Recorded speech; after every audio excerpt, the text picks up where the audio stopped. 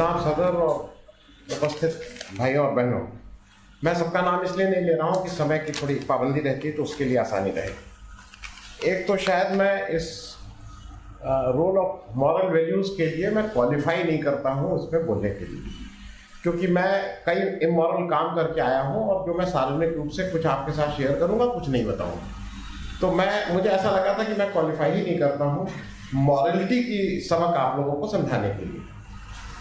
दूसरा, हमसे पहले हमारे बड़े भाई ने कहा कि आज सुबह से मौसम कुछ खराब हो गया था। अब इनको आज सुबह से खराब लग रहा होगा, मुझे तो पिछले 10-12 साल से खराब लगा। अपने अपने नज़रिए की बात है, इसलिए मैं इस बात को कह रहा हूँ। जी, मैं इसलिए इस बात को कह रहा हूँ कि मैं पत्रकारिता से आ रहा हूँ और पत्रकारिता में लखनऊ नहीं, हिंदुस्तान का कोई भी पेपर हो, कोई भी समाचार पत्र हो, हिंदी, अंग्रेजी, उर्दू, इसमें से कुछ लोग पेपर निकालते भी होंगे या उससे जुड़े होंगे। हम जब पेपर निकालते हैं तो उस दिन सुबह ही एक बेईमानी उसी दिन से शुरू करते हैं। RNI में हम लिखते हैं कि हमारा पेपर का 1 लाख प्रतियां छापते हैं 10,000। ये जो इस पेपर से जुड़ा है और जो अपने को पत्रकार कहता है वो इस बेईमानी का हिस्सेदार रहता है। तो पहली बात, इमोरलिटी की बात मैं इसलिए कह रहा हूँ, मैं आपको क्या नैतिकता सिखाऊं।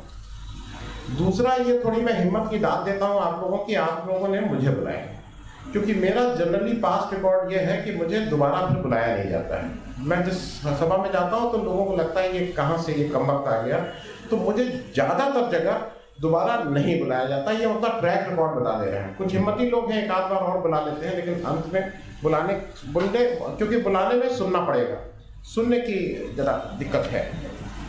मैं 2-3 चीज़ें बहुत संक्षेप में कहूँगा। एक तो मेरे हाथ में किताब आई है, मैं इस किताब में जो लिखा है मैं उससे काफ़ी हद तक, और जो लोगों ने बोला है, मैं इत्तेफाक नहीं रखता हूँ। और मेरा मूल कारण यह है कि यहाँ पे सबने बताया कि महिलाओं को और घर के उनको क्या क्या लड़कियों को करना चाहिए। मैं इस ओपिनियन और इस ख्याल का नहीं। मेरे हिसाब से ये जो आधी आबादी पुरुषों वाली है, सारी ऐब, सारी इमोरलिटी और सारी गंदगी वहाँ पे है। और हम सुबह से शाम तक बताते रहते हैं कि हमारी बहन, हमारी माँ, हमारी बीवी, हमारी बेटी को किस तरह का व्यवहार करना चाहिए। मैं इसको इसलिए कह रहा हूँ कि सख्त बात है। और मैं 2-3 चीज़ें आपको के साथ इसलिए कर रहा हूँ कि इस देश में एक बात होती है, अगर कोई वंचित है, अगर कोई दलित है, दलित का मतलब कास्ट के दलित पे मैं नहीं जा रहा हूँ, दलित जिसके ऊपर कोई दूसरा उसको रूल करता, तो वो मेरे हिसाब से महिलाएं हैं, इररिस्पेक्टिव ऑफ रिलीजन। उस दलित, उस वंचित का ना कोई धर्म है, ना कोई कौम है और ना कोई उसकी जात है, वो किसी धर्म की औरत। देखिए, एक 2 चीज़ें मैं बता दूं कि मैं एक छोटी सी बात और कहता हूँ, और ये मैं बातें जो कह रहा हूँ, मैं कोई ओरिजिनल थिंकर नहीं हूँ, ये भी मैं बता दूँ। मेरा एक भी थिंकिंग ओरिजिनल नहीं है। पढ़ा हूँ, किसी को से वो हूँ, गुना हूँ और उसको फिर आपके सामने रख रहा हूँ। डॉक्टर किशन पटनायक का नाम है, कल उनकी जन्मदिन था। वो हरदम एक चीज़ कहते थे कि लोग उनसे पूछते थे कि ये प्रेम विवाह जो है ये ज़्यादा सफल नहीं होते हैं, अरेंज मैरिज बहुत अच्छी चीज़ है, वही सफल होती है। हमारे घर में भी ये बात चलती है। ऐसा कोई घर नहीं होगा, एक्सटेंडेड फैमिली की बात कर रहा हूँ, जहाँ अब प्रेम विवाह किसी न किसी ने कर ही लिया होगा। वो है, अब समाज में आ गया है, इसको भी मैं सार्वजनिक रूप से स्वीकार करता हूँ। उनका कहना यह था कि प्रेम विवाह क्यों नहीं सफल होता है, उसका मूल कारण यह है कि लड़का और लड़की अपने को बराबरी के हक से एक दूसरे को देखते हैं, पसंद करते हैं और उसके बाद विवाह बंधन में बन जाते हैं। लेकिन जब शादी के बाकी दिक्कतें शुरू होती हैं तो लड़के को ये मानना होता है कि भाई तुम्हें तो ऐसे करना चाहिए था, अरे तुम्हें तो घर में बच्चे पालना है, मैं क्यों ये करूं, मैं तो थका आ रहा हूँगा, भले ही वो दिन भर कैसे घूस लेना है इसकी जुगाड़ में पूरे दिन ऑफिस में लगा हूँ कि कैसे घूस लेना है, कहाँ से लेना है, लेकिन वो यह एहसान जताएगा। अरेंज मैरिज में ये कहा जाता है, और हम कम से कम मैं जिस समाज से आता हूँ मैं उसकी बात कर रहा हूँ, ये कहा जाता है कि लड़की थोड़े अपने से ऊपर वाले घर में देनी चाहिए। ये समाज की एक बुराइयों की मैं बातें कर रहा हूँ। क्यों ऊपर वाले घर में देनी चाहिए? नहीं, एडजस्टमेंट में आसानी रहती है, क्योंकि जब वो जाएगी तो वो मानसिक रूप से मानेगी कि मैं थोड़ा नीचे घर से आई हूं और ये ऊपर घर है, तो मैं एडजस्ट करूं। ये हमारे और आपके घर में होता है, मेरे घर में भी होता है। मैं इसको पहला, हो सकता है आप लोग के घर में ना हो। मैं दो तीन इसलिए इस बातों को कह रहा हूं क्योंकि इस समाज में जो झूठ आया है वो कैसे परोसा जा रहा है वो जरा देख लीजिए। आप सब लोग मोबाइल लेके घूमते हैं, उसमें अभी चाहिएगा तो अभी, बाद में चाहिएगा तो बाद में। एक NFHS है, नेशनल फैमिली हेल्थ सर्वे का डेटा है। अब सोचिए, गवर्नमेंट ऑफ इंडिया, भारत सरकार ये डेटा कर रही है, उस सर्वे को करा रही है और अपनी वेबसाइट पे डाल रही है। क्या वेबसाइट पे डाल रही है कि हर जो भारत में ये जो सर्वे कहता है कि हर पुरुष के पीछे 1000 पुरुष के पीछे 1022 महिलाएं हैं। ये तो किसी मेरे ख्याल में जो भी 8वीं 10वीं या 12वीं लड़का पास कर लिया उससे पूछ लीजिए, इस देश में महिलाओं का अनुपात कम है, पुरुषों का ज्यादा है। उसके कारण अलग है, लेकिन हमारा एक NFHS का डेटा ये कहता है कि नहीं, इस देश में 1000 पुरुष के ऊपर 1020 महिलाएं हैं, और ये सरकारी आंकड़ा है। मतलब अगर झूठ भी बोलना है तो आंख में कुछ तो धूल मत झोंको भाई, ये क्या कर रहे हो। जो इसका सेंसस था 2011 का, वो मैं इसलिए आपसे ये बात कह रहा हूं क्योंकि मैं जहां ले जा रहा हूं वहां पे आप जब घर जाइए तो उसको सोचिएगा।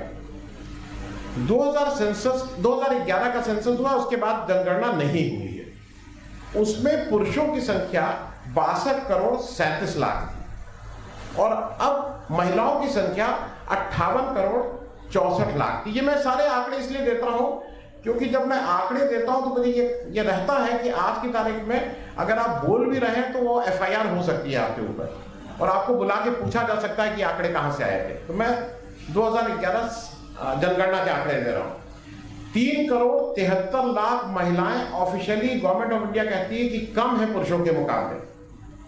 अब एक चीज और आपको बता दूं,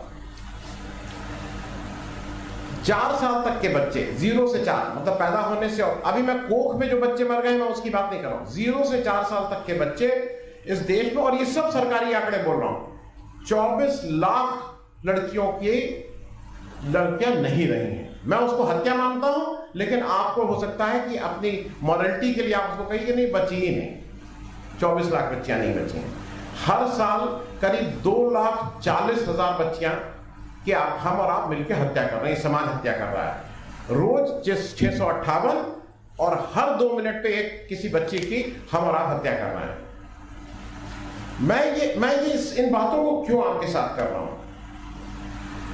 एक डावरी समाज का एक बहुत बड़ा वो है, और डावरी एक ऐसी चीज है जो सब लोग कहते हैं हम नहीं कुछ लेते हैं, आपने अपनी मर्जी से दिया ये, और इसमें हिंदू मुसलमान क्रिश्चियन सिख ईसाई किसी में कोई नहीं, सबको किसी ना किसी तरह से लड़की क्या घर से लाती है घुमा फिरा के, अरे वो अपनी लड़की को अपनी मर्जी से दिए थे, हमने थोड़ी मांगा। तो अपनी मर्जी से आप, ये एक नहीं है और एक कई है, नौकरी लग जाए तो शादी तब करेंगे क्योंकि नौकरी लग जाएगी, क्योंकि तब बोली अच्छी हो सकता है कुछ लोग गुस्सा हो के मुझसे चले जा रहे हो, वॉकआउट भी कुछ लोग कर लेते हैं, लेकिन मैं अपनी बात जारी रखूंगा जब तक आप या तो मुझे मार के यहां से हटा ना दें। मेरे पास 5-6-7 मिनट और है, मैं अपनी बात करूं। दिक्कत क्या है कि पहले एक चीज ये बता दीजिए, तय कर दीजिए कि दहेज या जहेज जो भी आप बोलते हैं, डावरी, ये जुर्म है कि नहीं है। अगर जुर्म है तो आप उसको घुमा फिरा के जैसे भी कहिए, वो जुर्म तो जुर्म है। मैंने इसलिए हत्या कर दी क्योंकि वो ऐसा कर रहा था, हत्या तो हत्या है। तो आप जुर्म करेंगे और फिर उसको जस्टिफाई करने की कोशिश करेंगे। एक दो चीजें मैं जैसे समझता हूं कि जो महिला शादी करती है वो अपना परिवार, अपना समाज, अपनी रीत रिवाज छोड़कर नए परिवेश को अपनाती है। हिंदुस्तान के 2022 का नेशनल क्राइम रिसर्च ब्यूरो है, NCRB बोलते हैं, आप लोग भी गूगल कर लेंगे आपको मिल जाएगा। इस देश में जो रिपोर्टेड रेप हो रहे हैं, रिपोर्टेड रेप बोल रहा हूं, वो 31,000 रेप हर साल हो रहे हैं। हर दिन 85 रेप, हर घंटे लगभग 4 रेप इस देश में कहीं ना कहीं हो रहे हैं। और एक्चुअल फिगर आपको भी पता है कि रेप जाके जल्दी रिपोर्ट नहीं किया जाता है। वो कुछ लड़कियों और घर वालों की हिम्मत होती है जो जाके उस रेप और बलात्कार का रिपोर्ट वहां करती हैं। अगर 31,000 हैं तो मैं ये मानता हूं कि वो 3 लाख या 30 लाख भी हो सकते हैं। डेटा नहीं है हमारे पास। अब दिक्कत क्या है, जहां पे मैं आपको फिर से ले जाने की कोशिश करूंगा। रेप तो हो गया, अगर रोज हर घंटे 4 रेप हो रहे हैं, हर दिन 85, तो मैं विधा से आता हूं। जो न्यूज मीडिया है, मेरी एक किसी बहन या बेटी जो भी होगी, उसने कहा कि भाई ये मीडिया वालों का है। बिल्कुल हाथ है, और ठीक कहा आपने, क्योंकि मीडिया एंगल खोजता है। अगर रोज इस देश में 85 रेप हो रहे हैं तो मीडिया खोजेगा कि इसमें एंगल कैसे बनेगा, इसको सनसनीखेज कैसे बनाएंगे। और सनसनीखेज बनाने का सबसे अच्छा एक हमारे जो इस समय का करंट नेता हैं, उन्होंने दे दिया है कि इसको रिलीजियस या कॉम्युनल एंगल दे दो। अगर रिलीजियस या कॉम्युनल एंगल दे दिया तब मामला चल जाएगा, लोग चटकारे लेके देखेंगे। अब और ये टीवी पे रोज पे डिबेट होने लगी, और उस डिबेट के फोकस में आप देख लीजिए क्या होगा। उस डिबेट का फोकस ये नहीं होगा कि रेप हुआ, उस डिबेट का फोकस होगा कि इसका धर्म ये था और इसका धर्म ये था। आप जुर्म की जगह आप उसके धर्म पे डिबेट पूरे टाइम करते रहेंगे और अपने घर आ जाएंगे। देखिए यही होने वाला है, ये जब ज्यादा हो जाएंगे आपसे तो यही होने वाला है। आप उस जुर्म की कोई बात ही नहीं करेंगे पूरे उसमें। मैं एक चीज करके, क्योंकि 11-12 मिनट हो गए, मैं 1-2 मिनट में अपनी बात खत्म कर दूंगा। दिक्कत क्या है कि जो हमारा ये समाज है, इररिस्पेक्टिव ऑफ रिलीजन, ये बेटियों को प्रोटेक्ट करता है पर बेटों को डिफेंड करता है। कितने मां बाप हैं कि अगर तुमने लड़की को छेड़ा तो चल के मैं तुम्हारा FIR कराता हूं। प्रोटेक्ट लड़कियों को किया जाता है, डिफेंड लड़कों को किया जाता है। मैं एक बात कह के खत्म करूंगा। हम सब लोग कहते हैं कि नहीं बड़ी बात, यहां जितने मैं इस चीज को मैं कई जगह बोल चुका हूं। हो सकता है कुछ लोगों के लिए ये हो कि ये तो रिपीट करते हैं। आप लोगों में से हम लोग की जो बल्दियत होती है, और जब हम पुरखों को कहीं जाते हैं, गया में जाते हैं पिंडदान देने, तो पूछा जाता है कि आपके पुरखे क्या थे, तो आपके पिता, फिर बाबा, फिर परबाबा, 4-5 पीढ़ियों का नाम पूछा जाता है। और ज्यादातर लोगों को इसमें अपने 4-5 पीढ़ियों का वल्दियत मालूम होगी कि मेरे पिता का नाम, बाबा का नाम, फिर उनके पिता का नाम। आप मुझे ईमानदारी से बताइएगा, जवाब मत दीजिएगा, आप में से अपनी नानी का नाम किसको मालूम? आधे हाथ खड़े हो जाएंगे, हाथ खड़ा करके बता दीजिएगा तो ज्यादा अच्छा होगा। अब एक दूसरी ईमानदारी बताइएगा, नानी की नानी का नाम मालूम है? नानी याद आ जाएगी जिस दिन नानी का नाम पता करेंगे। घर जाइए, नानी की नानी का नाम पता करिए, और ये जानिए कि नानी अगर याद आ जाएगी तो शायद वही इस जगह का संदेश होगा कि जिस दिन आप नानी की नानी का नाम याद कर लेंगे, समाज के बहुत से मॉरल वैल्यूज अपने आप ठीक हो जाएंगे। बहुत बहुत शुक्रिया समय देने के लिए। Thank you.